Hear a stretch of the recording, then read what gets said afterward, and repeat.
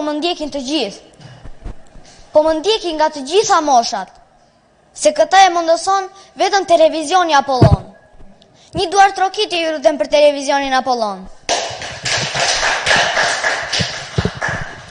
Faleminderit. Televizioni Apollon ka shumë djegsa në të gjitha moshat. Më kujtohet se kisha 500 fansa dhe ata po ngrien. E dini ju këta? E dini, sigurisht. Por, me thënë të drejtën, edhe gjyshja ime është krenar për mua. Faleminderit. Bashkë miro takofshim putatën e ardhshme, miro pafshim. Ky ishte Kiu dhe bëmat e tij dhe tani le të ndjekim kolegun tim Olsi me një poezi. S'kena për ty. Frikën e sherrit e shikoj, këmbanat e dhimbje si dëgjoj, vuaj në shpirt e rënkoj, vallë ç'të bëj, të të shpëtoj? Nën Shqipëri, me këtë luftoj nuk po di, përballë meje është vëllai, miku i shkreti, ati ti bie veti, as kujt nuk i bie se shpirti më dhemb, e dua këtë tokë, e dua këtë vend, marr një copë, e ta fshe nuk di, ta kem si shenjë, si hajmali. Kjo shtëpi e vogël si një kuti, brenda këtyre mureve si kuvli. Ruaj pak dhe, pak Shqipëri, ruaj pak nder dhe një grusht liri. Faleminderit. Dhe tani le të ndjekim një Jonidën me tregimin e saj të radhës. Sot do të ndjekim një refrenj marrë nga libri Historitë e shkurtra për shpirtin. Ishte një herë një djalë me një sjellje të vështirë, ndizej shpejt. Ishte ngatrestar dhe ngacmues. Një ditë i ati i dorëzoi një qese me gozhda duke e ftuar të ngulte një gozhdë në gardhin e tij rrethues në oborin e tyre sa herë që ai zëmëroi me ndonjë njeri. Ditën e parë, djaloshi nguli 38 gozhdë. Me kalimin e kohës, kuptoi se ishte më thjesht të kontrollonte zemërimin e tij, sesa të ngulte gozhdë dhe shumë javë më vonë, një mbrëmje i tha të atit se atë ditë nuk ishte i zemëruar me asnjëri. Dhe i ati i tha: "Është bukur shumë. Tani hiq nga gardhi një gozhdë çdo ditë në të cilën nuk zemërohesh asnjëherë." Pas pak kohe, djaloshi mundi t'i thotë të atit se i kishte hequr të gjitha gozhdët. I ati e mori për dore, e çoi te gardhi dhe i tha: "Birim, kjo është bukur, por shiko, gardhi është plot vrima. Druri nuk do të jetë më kurrë si më parë. Prandaj, kur thua diçka dhe kur je prej zemërimit, shkakton persona të cilët plagë të ngjashme, të cilat janë njësoj si me këto vrima. Dhe nëse ti kërkon falje disa herë, plagët përsëri mbeten." Faleminderit Jonida dhe tani ka ardhur momenti të ndjekim K-Play dhe bëmat e tij. Ç'kemi çuna? Si jeni? Ore, e shifni këtë ju? Ky është telefon. Ky të ndihmon. Ka njerëz që kanë qef, po ka që edhe urrejnë. Në shkollë, ky të ndihmon për të bërë detyrat ose për të marrë ndonjë informacion. Sot si ti të premte, kisha testin e fizikës. Dhe marr telefonin dhe kopjen e vet i bëj gati pa më parë prindrit. Dhe shkoj në klasë, nis testi. Vazhdoj, shkruaj, pastaj në momentin që nuk po më shikonte mësuesja, nxjerr telefonin dhe më pas e bëj testin fap e fap dhe me gjithë kopjet dhe pastaj kopjet i fus në çorapin e majt, më pas telefonin e fus në çorapin e djathtë. Dhe vjen mësuesja, sikur ta dija që do më kontrollonin. Vjen mësuesja kujtëstari dhe na kontrollon për telefonat, sepse e di që ne jemi pak arrakat. Vjen radha ime, kur erdhi tek unë kemë më dëgjova një kërc. E kuptova që më thye telefoni, por nuk kishte problem, se sa të merja 4 në provim. Dhe e ndjeva që më thye telefoni dhe më tha mësuesja: "Çe ke atë kërc?" "Jo, asgjë, thjesht më ra diçka", i thash. Dhe unë dola i pastër. Faleminderit. Dhe nëse e shihni profesorin tim në rrugë, bëni sikur nuk e keni dëgjuar këtë. Mirupafshim të gjithëve. Dhe pikërisht tani është momenti që të ndjekim rubrikën Familja, Shkolla dhe Shoqëria. Përshëndetje bashkëmoshatarë dhe mirë se keni ardhur në rubrikën Familja, Shkolla dhe Shoqëria. Ju tashmë e dini që familjet janë shumë të prekupuara për edukatën e fëmijëve të tyre. por sa janë të mirë informuar këta familjar në mënyrë që fëmijët e tyre të kenë një shëndet të mirë apo një ecuri të mirë në shkollë dhe në shoqëri. Këto lëm për të dëshiruar. Ka familje që bien prej gënjeshtrave nga fëmijët e tyre. Kur prindi e pyet se si është dita e sotme në shkollë dhe shoqëri, ai ta kthen përgjigjen skandal. Dhe familja mundohet për ta qetësuar fëmijën. Por në të vërtetë ai nuk ishte sot në shkollë. 2 orët e para mbasi ai nuk ishte mësuar sepse prindrit duhet të jenë më të angazhuar dhe të pyesin më shumë për fëmijët e tyre mbi sjelljen se çfarë bën ky fëmijë në orën e mësimit. Dhe unë u them këtyre prindërve të mrekullueshëm me shumë vëmendje dhe angazhim për fëmijët e tyre. Ju faleminderit për mirëkuptimin. Mirëtakofshim. Madje, unë të thoja se kanë nxënës që në mënyrë kolektive prishin orën e mësimit. E ofendojnë mësuesin, nuk pranojnë të dalin nga ora e mësimit kur i thot mësuesja, dhe kur bëhet ballafaqimi me drejtorin, nuk e pranojnë gabimin. Madje, shprehen se është mësuesi ai që solli këtë veprim të keq për orën e mësimit. Unë të shtoja edhe një fakt tjetër se nëpër shkolla ka shumë nxënës të mirë, por dhe të gjithë për ta jemi krenar. Por ka një të keqe, sepse ata nuk bëhen pjesë e eliminimit të këtyre fenomeneve negative në mënyrë që edhe ora e mësimit të vazhdojë rregullisht. Dhe këta keqbërës të kthehen në rrugë të mbar në mënyrë që e gjithë klasa të bëhet shembull në shkollë. Pra, punoni sa më shumë prindër, mbani kontakt me mësuesit, se kështu ne do të kemi më shumë produktivitet. Unë do të thoja se shoqëria lë shumë për të dëshiruar. Ka nga ata shokë dhe shoqe që për të penguar vazhdimin normal të mësimit, kryejnë veprime të ulta, si për shembull qellojnë shokun ose shoqen me topa letre apo edhe me shkomës. Dhe kur vjen puna, ja hedhin fajin të tjerëve. Por mos u habisni sepse ka edhe më keq, duke vënë në funksion celularin, gjë që është rreptësisht e palejueshme për çdo nxënës. Këtu ka faj edhe mësuesi, i cili nuk bën kontrollin e gjithë klasës që mësimi të vazhdojë normalisht. Ne do të konsultojmë fenomene të tilla transparente në mënyrë që shoqëria jon të ndërgjegjësohet dhe të eliminojmë këto fenomene që na shqetësojnë ne si shoqëri. Ju faleminderit dhe miru takofshim në puntatën e ardhshme. Olsi, unë them të falenderojmë trupën e show Tom 82. Po, është mëse e vërtet, kolege, dhe unë them një bravo të fort. Dhe tani ka ardhur momenti të ftoj intelektualin shumë dimensional. Ka mbaruar fakulteti për inxhinieri topograf, njohës i miri i historisë, letërsisë, njohës i miri 3 gjuhëve të huaja. Dhe ky është Alex Papajani. E mirëpresim një dorë trokitje të fortë.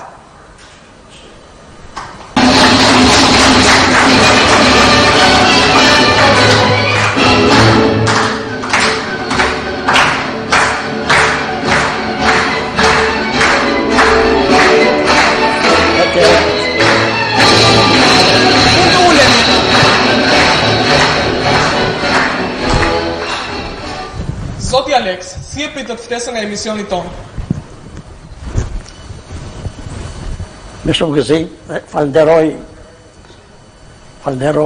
stafin dhe televizorin Apollon që mundëson dhe që bën realitet këto mundësit edhe për neve të komunikojmë me brezën e ri, më të shkëlqyer dhe më të denjë për të ardhmen. Me shumë gëzim e prita këtë ftesë, ju falenderit. Ju falenderojmë për komentit tuaj. Tani besoj se jeni gati të përballeni me pyetjet e panelit.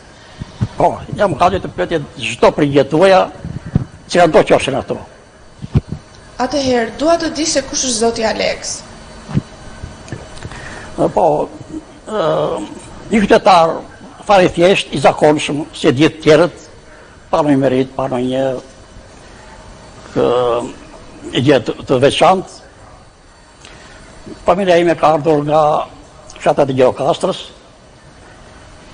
këtu në Fier, nga minoriteti, gjuha e familjes time ka qenë greqishtja si preande nga minoritetit. Por në familje kam gjetur, si të thosh, që në rinin time libra, si të pastaj jam bërë edhe pjesë e gjithë jetës time dhe nuk janë ndarë nga ato, po thoj se gjithë jetën. Unë dua të bëhem inxhiniere topografe. Sa mirë, kjo do pritet me gëzim nga komuniteti jonë, sepse është një profesion dignitoz, shumë i kërkuar një profesion i precisioneve të larta, ku topografi merr pjesë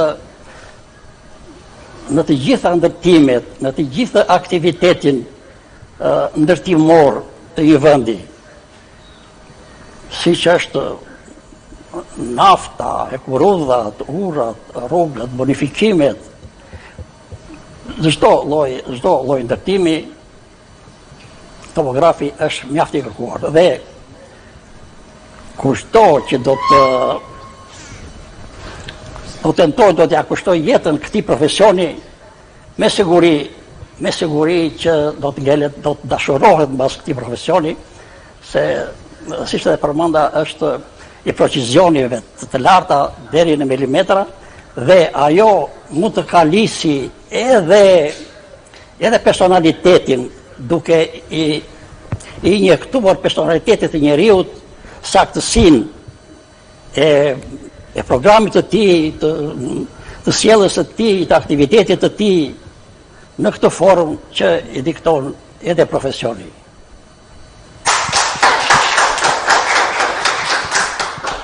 Zoti Alex, krahas kulturës profesionale si topograf, ju keni marrë dhe kultura të tjera. Përse e keni bërë këtë?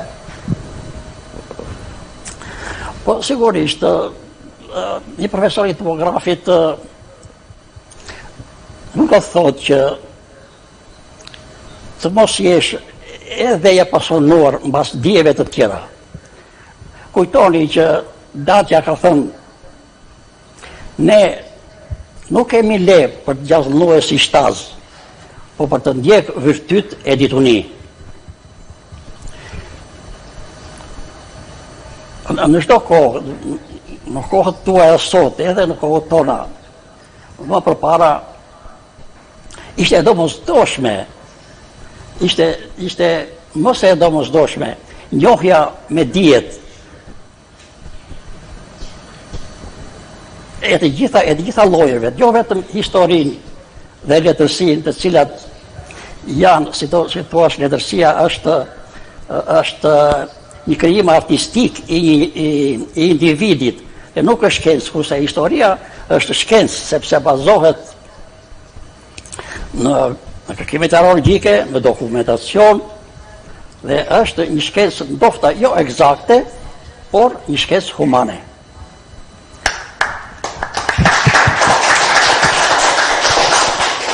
Ju si një studiues i historisë të cilën e keni përveçuar bindshëm, dua të di nga ju për urbanistikën dhe për emërtimin e qytetit ton Fier. Po, edhe qyteti Fierit ka edhe ai historinë e vetë të urbanizimit, të ngritjes së tija, të përsosjes së tija. Dikur ka qenë një fshat, po thuajse, dhe jo pikërisht të Fier, po diku aty nga Bishtanaka që quhet. Emri i qytetit, sipas studiosëve të Fierak, rrjedh pikërisht nga një bimë, e cila quhet Fier, dhe është kudo ndodhur në këtë territor, sidomos në tokat pjellore, ajo kultivohet mirë. Ka pasur edhe mendime të tjera, si për shembull nga fjala fiera, i cili në italisht do më thënë panair, ose fiera dhe Levante, është i panair që bëhesh në bari zakonisht. Po kjo nuk rezulton tjetë emri i vërtet i Fierit. Emri i Fierit është rrjedh pikërisht nga kjo bimë, sepse kjo vërtetohet fare lehtë, edhe lagja që kemi përballë Matan Gjanisës quhet në para Shkoz. Kështu që nga kjo bimë rrithte emri i lagjës, më tej pastaj kemi prap një fshat i cili quhet Frashër. Pra nuk diskutohet më për këtë emër me sa di, edhe bashkia e ka në emblemën e saj këtë emër të kësaj bime. Për kuriozitetin tënd ta zgjeroj çik më shumë këtë, emra të tjerë në Fier edhe në periferin e Fierit ka mjaft me prejardhje slave, se këtu ka që slavët bulgarët zakonisht, rreth viteve 600 kanë ardhur slavët në Ballkan. Dhe kjo është slavët e jugut.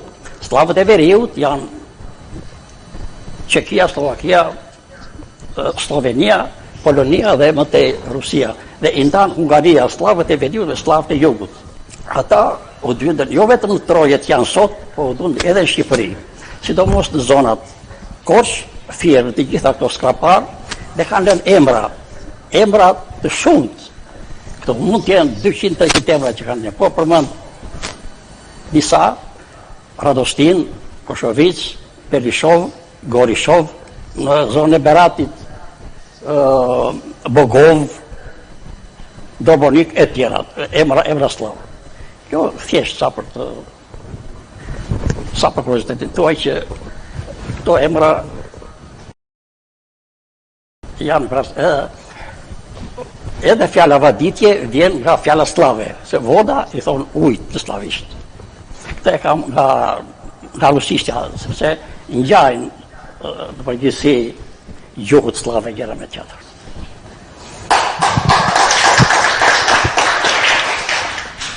A mundet të na flisni për dëshirat dhe pasionet në moshën më të bukur të rinisë, zoti Aleks?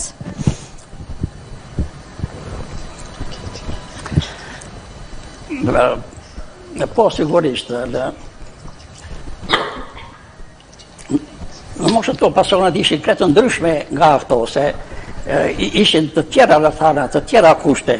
Sot të rinjtë më shumë të tentojnë të studiojnë në nga universitetet më prestigjioze të botës, të Amerikës e tjera, sidomos në degët të minhurin ndërkombëtare, apo ka vijuar edhe për degët preferuara që sot preferojnë më shumë degët ekonomike.